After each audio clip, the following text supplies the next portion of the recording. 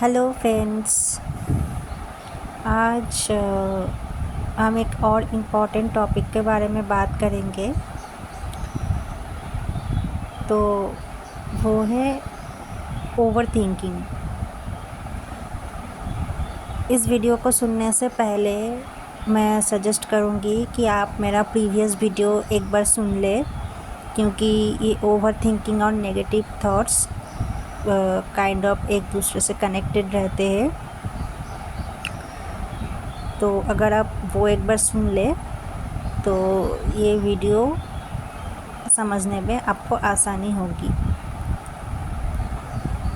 देखो, over thinking आज के दिन में हर कोई करता है, कोई थोड़ा कम, कोई थोड़ा ज़्यादा।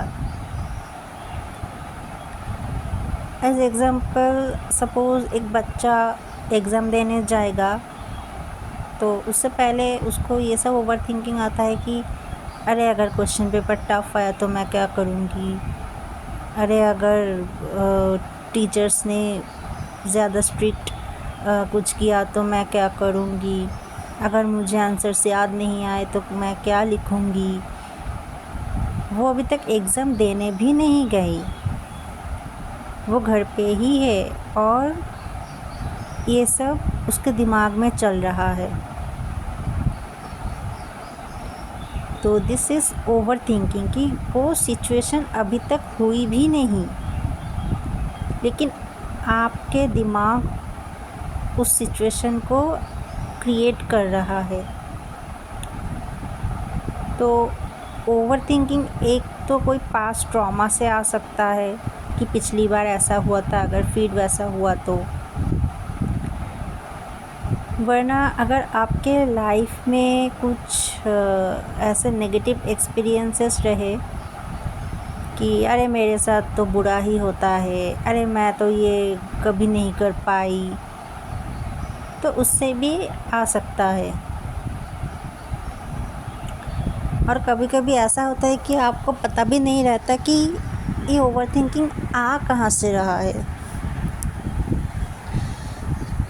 और एक बात मैंने जो एक्सपीरियंस की है कि ओवर थिंकिंग उस सिचुएशन को लेकर आती है जो सिचुएशन को आप फेस नहीं करना चाहते। एज एग्ज़ाम्पल, अगर मेरा सपोज़ मैं अगर अपनी बात करूँ तो मुझे डॉग से बहुत डर लगता है, ठीक है। क्योंकि पहला तो जो स्ट्रीट डॉग्स होते हैं, मतलब मैं उनको हेट नहीं करती,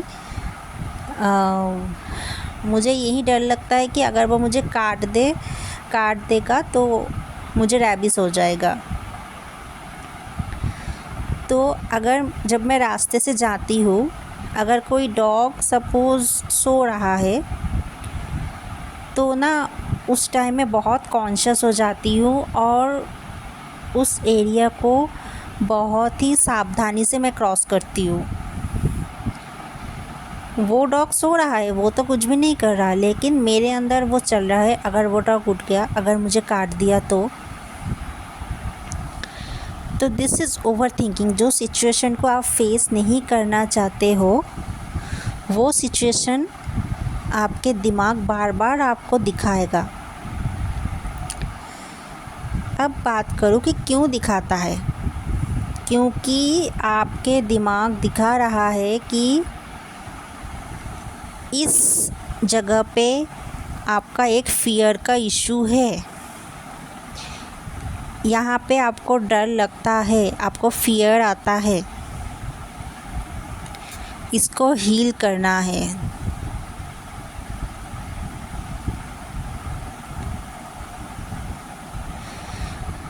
वही दिखाता है। और हम क्या करते हैं, ओवर थिंकिंग के वजह से हम वो काम करते ही नहीं। अगर डॉग सो रहा है, मैं डर के अगर वहीं पे रुक जाऊँ कि मुझे नहीं जाना है आगे, तो मैं तो अपनी मंजिल तक तो जा ही नहीं पाऊँगी। और वजह क्या है? मेरा एक फ़ियर, जो रियलिटी में शायद होगा भी नहीं। मैं जा भी नहीं पाऊँगी। तो यही हमारे साथ जर्नी में भी होता है कि बहुत तरह तरह के फ़ियर हमें आते हैं। ख़ासकर कि अगर कहूँ तो अरे घर वाले क्या कहेंगे, अरे मुझे फिर से डांट खानी पड़ेगी, अरे मेरे डीएम फिर से बात करना बंद कर देंगे, अरे मेरे डीएम तो थर्ड पार्टी में चले गए, अब क्या होगा, अरे डीएम की तो शादी फ़िक्स हो रही है, अब मैं क्या करूँ, अब तो वो मुझे शायद नहीं मिलेगा। ये सब कुछ फ़ियर है और यहीं से आते हैं आपके ओवर थिंकिंग। अब एक चीज़ आपको सुनने में मिलेगी, आपको गूगल में भी मिलेगी कि जब भी ओवर थिंकिंग आए तो क्या करना है, थॉट को पॉजिटिव बनाना है। अब एक बात देखो, जब भी कोई नेगेटिव थॉट या ओवर थिंकिंग आपके दिमाग में बैठ जाता है ना, तब आप चाहे जितना भी ट्राई कर लो उस थॉट से बाहर नहीं निकल पाओगे, कभी नहीं निकल पाओगे उस टाइम। और मेरे साथ क्या होता था, मैं ना परेशान हो जाती थी, मैं रोने लगती थी, मैं इरिटेट हो जाती थी कि अरे ये थॉट क्यों नहीं जा रहा मेरे दिमाग से, क्यों नहीं जा रहा। मतलब मेरा मन करे तो मैं उसे धक्के मार के निकाल दूँ मेरे दिमाग से, ऐसा इरिटेट हो जाती थी मैं। तो मतलब डिवाइन को भी बोलती थी कि प्लीज़ ये थॉट्स को दूर भगाओ मेरे दिमाग से, मैं और टॉलरेट नहीं कर पा रही हूँ, मुझे पीस चाहिए, मुझे शांति चाहिए, मैं अपने लाइफ में आगे बढ़ना चाहती हूँ। तो मैं यही कहूँगी, देखो कोई भी चीज़ से आप जितना भागोगे वो चीज़ उतना ही आपके करीब आता जाएगा। कि कितना दिन तुम भागोगे, कब तक भागते रहोगे, जब तक फेस नहीं करोगे तुम्हारा फ़ियर जाएगा ही नहीं। और अगर फेस कर लिया तो चलो ठीक है, और क्या होगा इससे आगे। सपोज़ किसी को डर लगता है कि रोड क्रॉस करने में कि कोई गाड़ी आके मुझे धक्का दे देगा, ठीक है, वो ऐसे ही डरता रहता है। तो जब तक मतलब मैं ऐसे किसी के लिए नहीं चाहती कि किसी का एक्सीडेंट हो जाए, तो जब तक वो रास्ते में किसी दिन गिर ना जाए, ठीक है, अगर वो एक बार गिर गया तो उसका वो डर ख़त्म हो जाएगा कि चलो गिर जाऊंगी, ज़्यादा से ज़्यादा क्या होगा, मुझे चोट आएंगे, मैं ट्रीटमेंट करवाऊंगी, मैं ठीक हो जाऊंगी।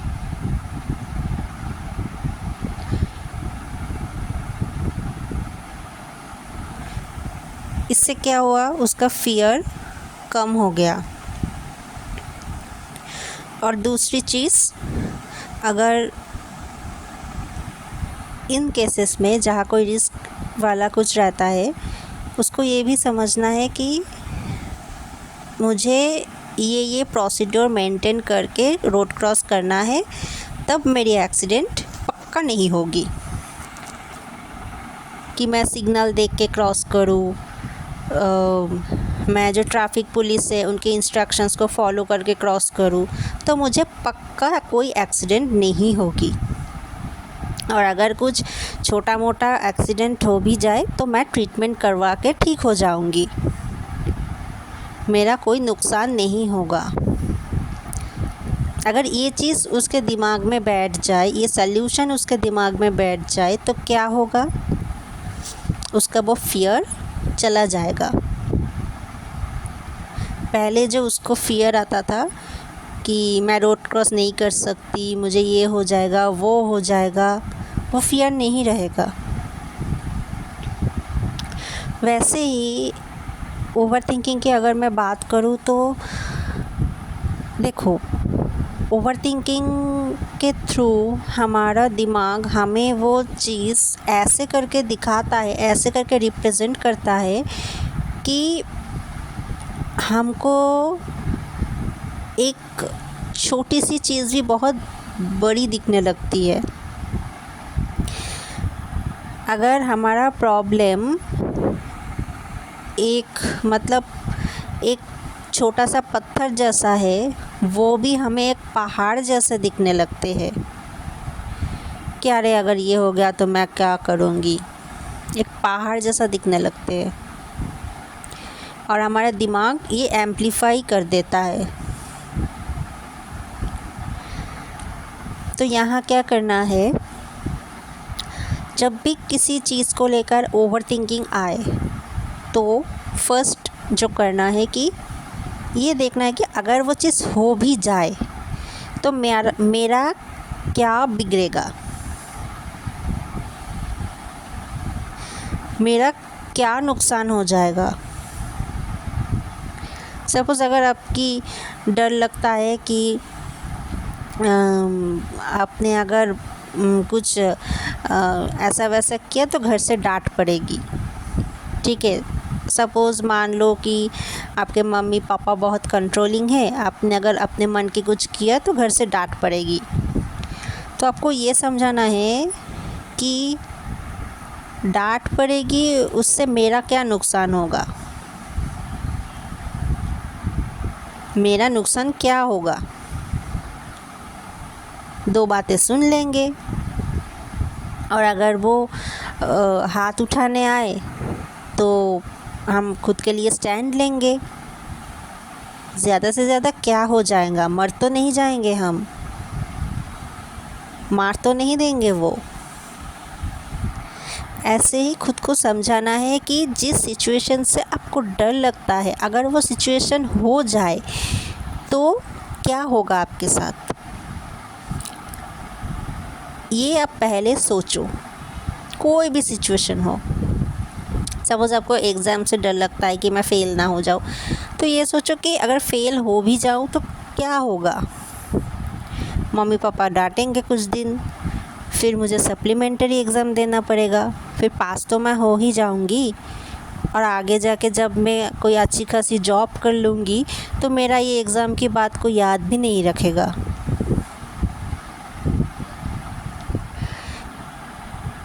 ये गई फर्स्ट स्टेप।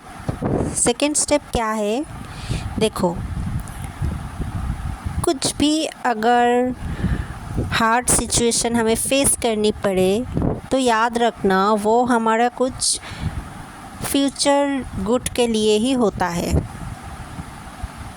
अगर सपोज़ आप किस चीज़ को चाहते हो और वो आपको नहीं मिला, एक्सपेक्टेड चीज़ आपको नहीं मिला, ठीक है, बाद में कहीं ना कहीं आपको रियलाइज़ होगा कि अगर वो मिल जाता तो कहीं ना कहीं आपका ही कुछ प्रॉब्लम क्रिएट हो जाता।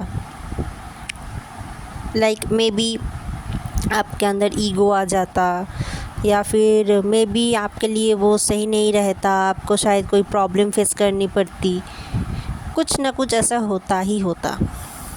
इसीलिए वो चीज़ आपको आपके हिसाब से नहीं मिला। ये चीज़ उस टाइम आपको समझ नहीं आएंगे, क्योंकि उस टाइम हम सिर्फ वही सोचते हैं कि अरे हमको नहीं मिला, क्यों नहीं मिला, हमारे साथ क्यों ऐसा होता है, हम जो चाहते हैं कि वो हमसे दूर हो जाता है। लेकिन बाद में जाके आपको रियलाइज़ होगा कि अरे उस वक्त अगर मुझे ये मिल जाता तो शायद मुझे आज ये बेटर चीज़ें नहीं मिलती।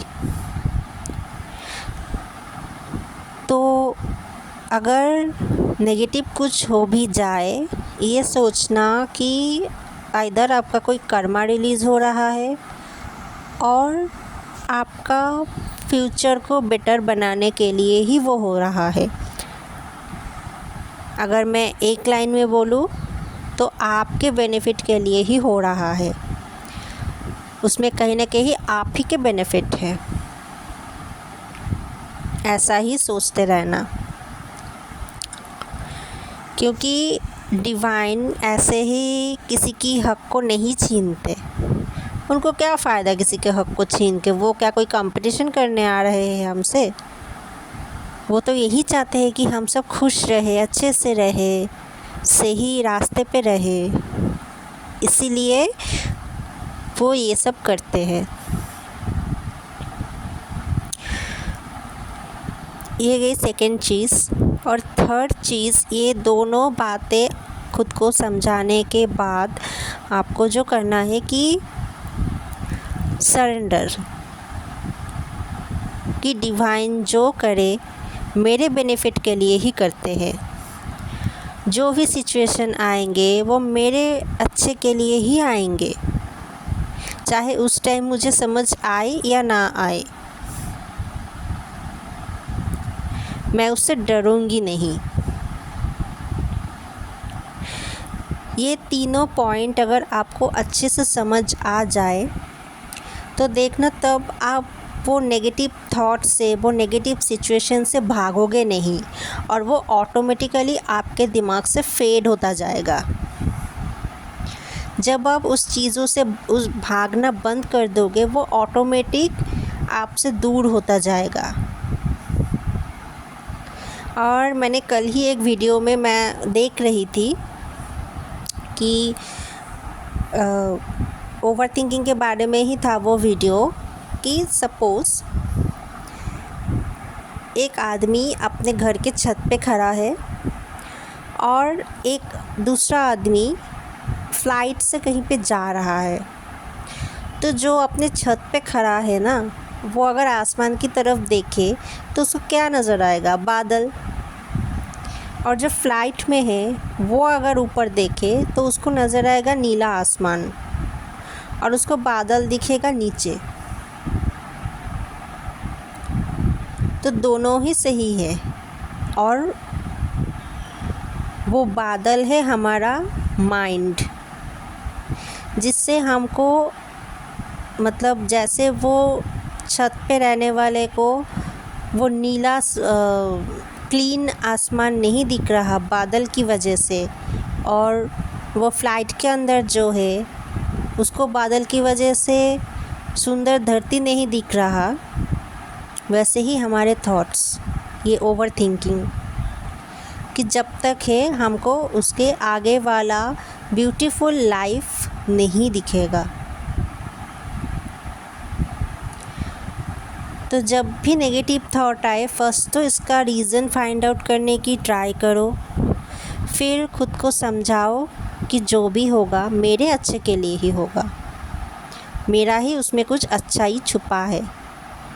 शायद मुझे अभी नहीं दिख रहा, लेकिन है, कहीं ना कहीं तो है। और जब आप ऐसे फियर को हटाने लगोगे, आप पॉजिटिविटी को अट्रैक्ट करने लगोगे और आपके साथ सब कुछ पॉजिटिव होता रहेगा।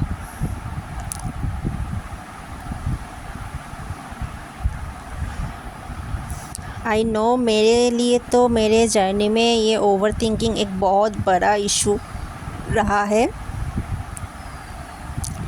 मैं मतलब अभी भी इस पे काम करती हूँ, तो ये बहुत लोगों के लिए ही ये एक बहुत मेजर इशू रहेगा। आई होप आपको समझ आए, मेरी बात समझ आ जाएगा शायद। अगर कोई भी डाउट हो तो मुझे कमेंट बॉक्स में बता देना और मैं ट्राई करूँगी उसको क्लियर करने में। Thank you so much. Radhe Radhe.